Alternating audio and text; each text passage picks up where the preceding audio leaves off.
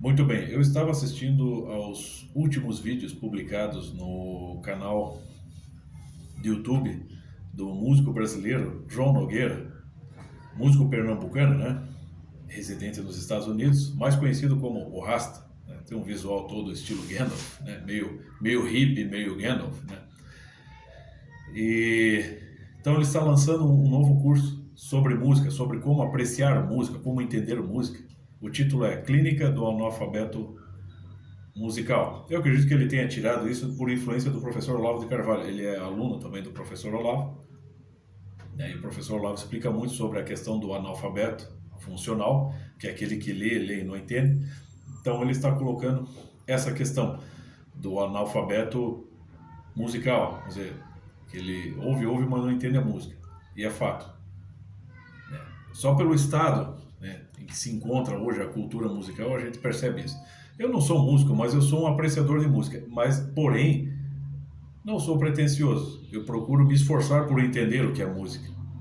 Tocar eu toco pouco, eu só brinco com a guitarra, mas, sim, eu ouço muita música. E aprendi, além, né, a minha maior influência ali é mais a música de massa, o rock, o jazz, o pop, o soul, blues. Porém, por meio da estética de toda essa cultura musical moderna, eu fui percebendo a sua ponte, uma ponte, mesmo que ainda tênue, com a música erudita. Não foi necessariamente o Otto Maria Carpo, a leitura do Otto Maria Carpo, que me inspirou o interesse pela música clássica, pela música erudita. Foi justamente os elementos de música clássica, de música erudita e até de música sacra que podemos encontrar na própria cultura rock ou heavy metal. Foi isso que me incentivou, isso que despertou o meu interesse, né? E muito antes de conhecer o Rasta, eu já ouvia música e já era aluno do professor Olavo, já estava estudando, procurando entender as coisas.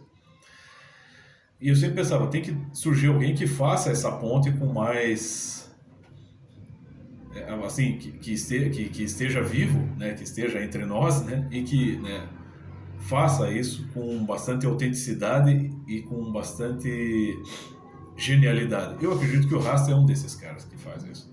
Você tem o Lorde Vinheteiro aqui no Brasil, que é outro grande músico, professor de música. Eu acho que nem o Rasta, nem o Lorde Vinheteiro compõem, mas ambos têm os seus canais e eles ensinam o que é música. Né? Eu me sinto mais afinado com o João Nogueira, né, o Rasta, por conta da ligação que ele tem mesmo com a cultura rock and roll, né? Inclusive, ele combina dois grupos de pessoas que eu muito admiro nessa vida, entre outras. Ele combina, ele mais ou menos tem uma ligação direta, indireta com os Beatles, por fazer parte da banda do Sean Lennon, filho do John Lennon, e é aluno do professor Olavo de Carvalho. Duas coisas que parecem incompatíveis, mas que estão unidas ali. Então é possível haver essa relação. E ele lançou no canal dele, acho que no último fim de semana, por meio da transmissão de uma live, uma transmissão ao vivo, uma live, a introdução a este curso, gratuita assim, né? A este curso que é pago, que é Clínica do Analfabeto Musical. Mas só a introdução, que dá uma hora e pouco ali, eu achei ela fantástica. Ele tem uma leveza, uma suavidade, ele assim, ele tocando piano, assim, é uma poesia, cara. Poesia sonora. Então, o cara é bom, o cara é fera, o cara é gênio. Então, recomendo bastante, né? É claro, eu como estudante também não, né? Eu admiro e aprendo muito com ele. É aquela coisa, existe um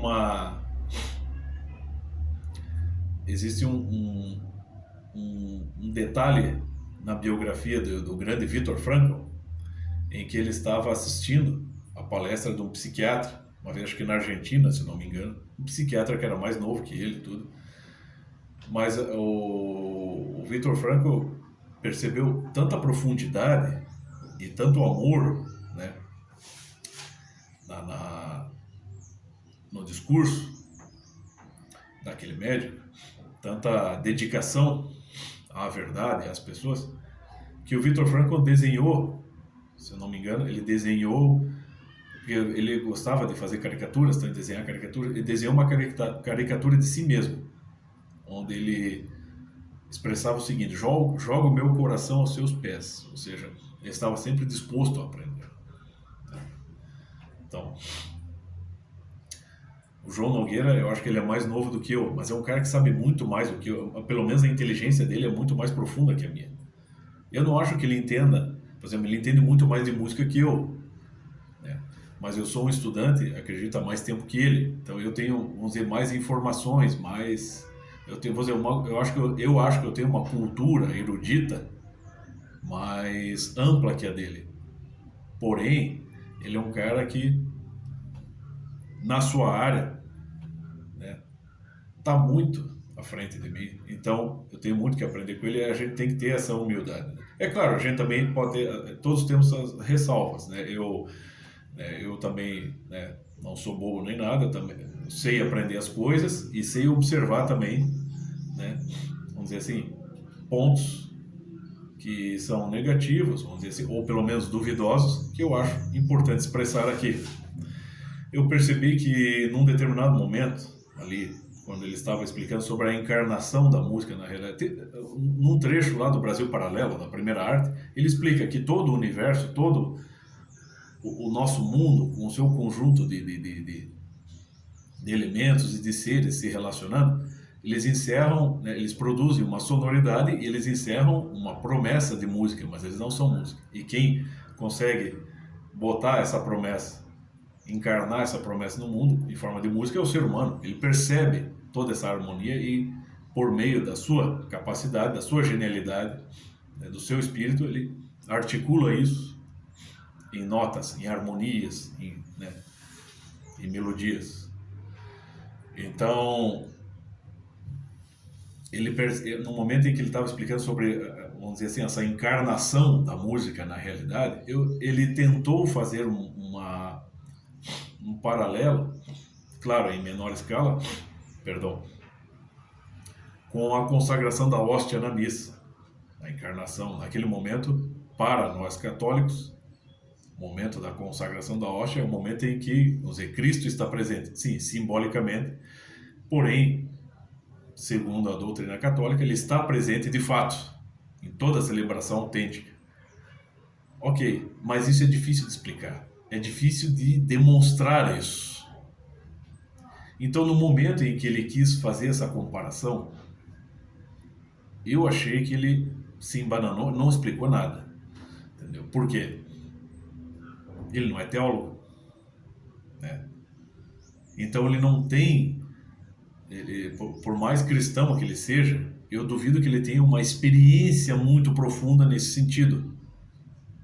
Porque isso aí ou é muito subjetivo de cada um, porque o Deus cristão é um Deus pessoal, um Deus que se dirige, né? Como diria o professor Olavo de Carvalho, né? O cristianismo é um meio de salvação estendido à alma individual, a cada alma individual. Portanto, esse momento na missa, né, o entendimento disso, o sentir isso, o experienciar isso, vai depender de cada um, do grau, né, de vivência que cada um pode ter, de profunda experiência ou não. Então ali ele não soube explicar isso. Porque daí você está querendo dar pitaco num assunto teológico que é muito complicado e profundo demais. Então eu achei que a comparação não valeu muito, embora isso não invalide em absolutamente nada. Ele está falando da encarnação da música, a realidade está certa. Eu percebo esse problema, eu sempre acho importante falar isso aí, e muitos dos alunos do professor Olavo. Eu não sou uma exceção, né? Quando a gente quer falar sobre uma coisa, como está lá no próprio, o Franz Brentano, segundo consta, e segundo o próprio professor Olavo de Carvalho, segundo Mário Ferreira dos Santos, é um dos maiores biógrafos de Aristóteles. Franz Brentano é um filósofo do século XIX.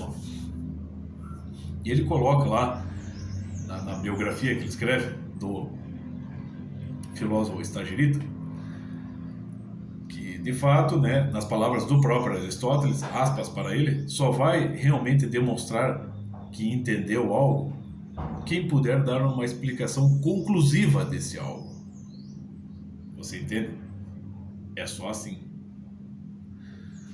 Então, não basta abordar o assunto superficialmente. eu percebi que numa das transmissões daquela moça lá, que é a juíza, a Ludmila Lins, né? Grilo, estavam debatendo sobre a alta cultura. Beleza. Mas lá pelas tantas, ela decidiu fazer um comparativo. O seguinte, ela disse que as pessoas, sim, é urgente que as pessoas entendam a diferença entre, por exemplo, na música, entre Mozart e Anitta. Né? E que Mozart é alta cultura e Anitta é simplesmente, né, uma cultura de massa, da mais baixa qualidade. Eu acho que qualquer pessoa pode perceber isso.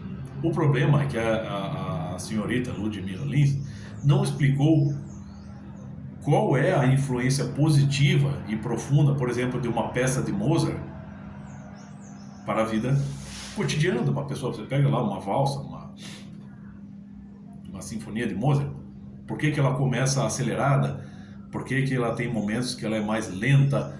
Por que tem momentos que parece que ela dá uma sonoridade mais triste, sonoridade mais alegre, né? O que todas aquelas modulações ao longo da peça musical, como é que elas se articulam com a nossa vida, como é que elas podem influenciar positivamente o nosso entendimento, a nossa intuição, como é que elas acrescentam para a nossa criatividade, como é que elas nos tornam mais inteligentes e acrescentam na nossa capacidade criativa por conta de toda a sua estrutura.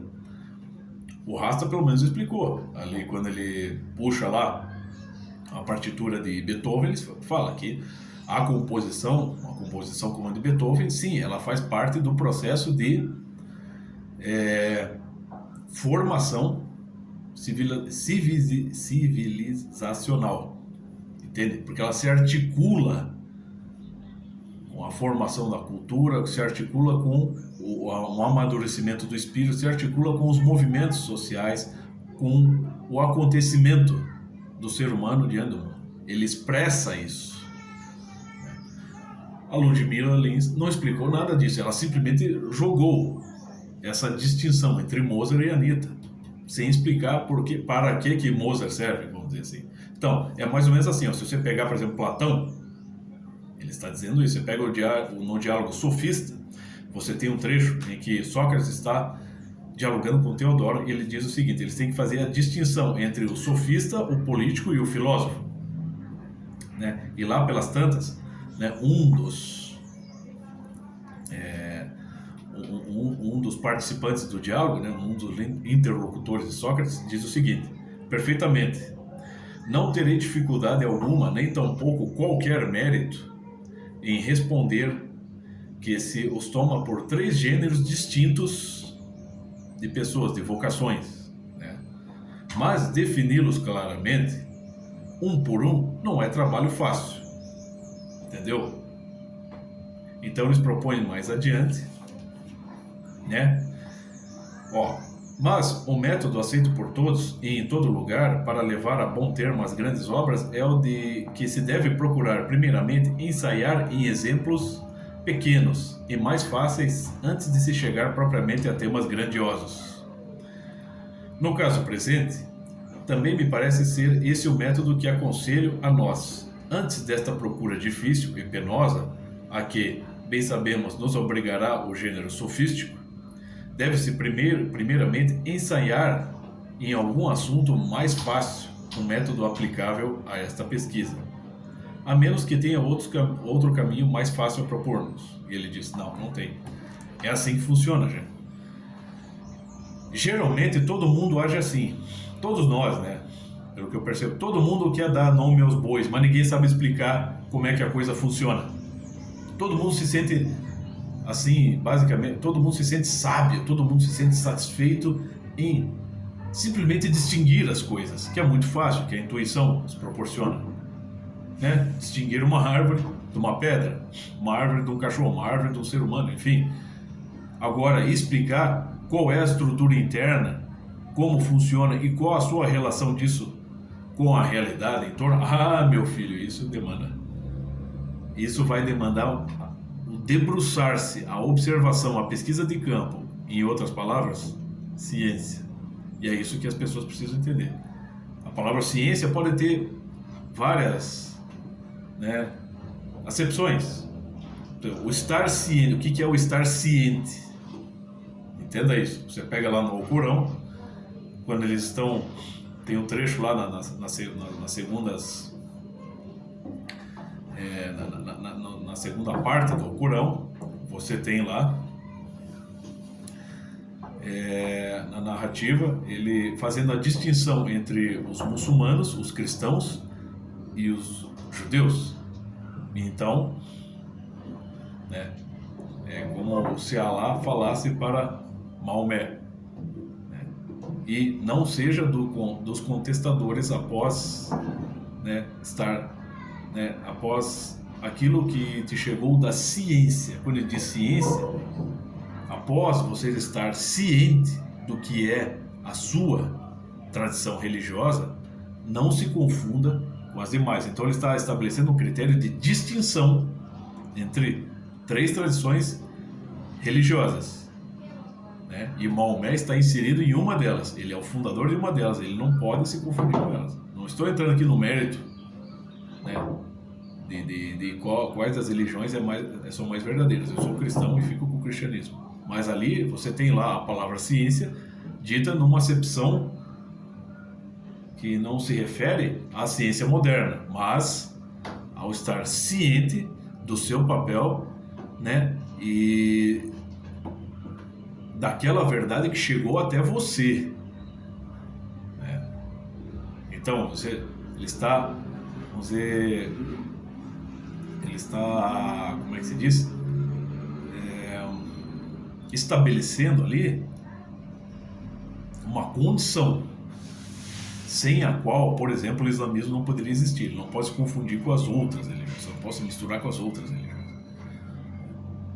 Eu acredito que, né, isso pode também estar muito bem definido num dos sonetos mais lindos, mais belos de Camões, que é um dos primeiros sonetos dele, em cujos versos finais ele diz o seguinte: conforme amor tiverdes, terás entendimentos dos meus versos.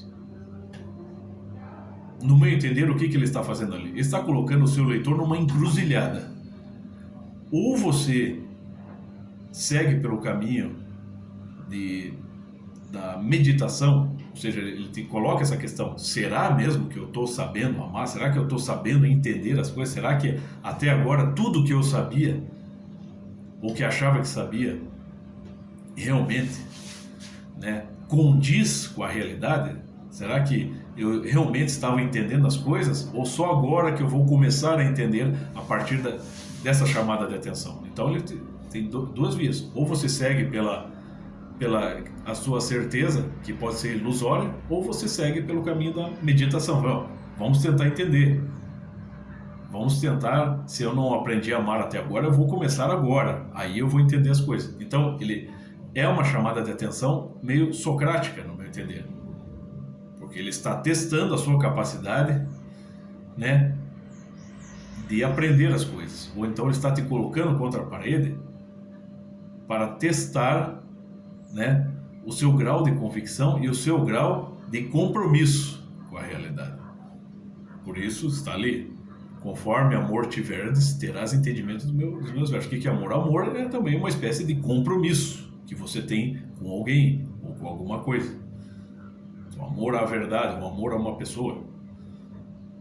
Ele faz esse teste e te faz pensar, te faz meditar, te faz interrogar-se e procurar consolidar o entendimento disso a partir dali. Então é mais ou menos assim que funciona.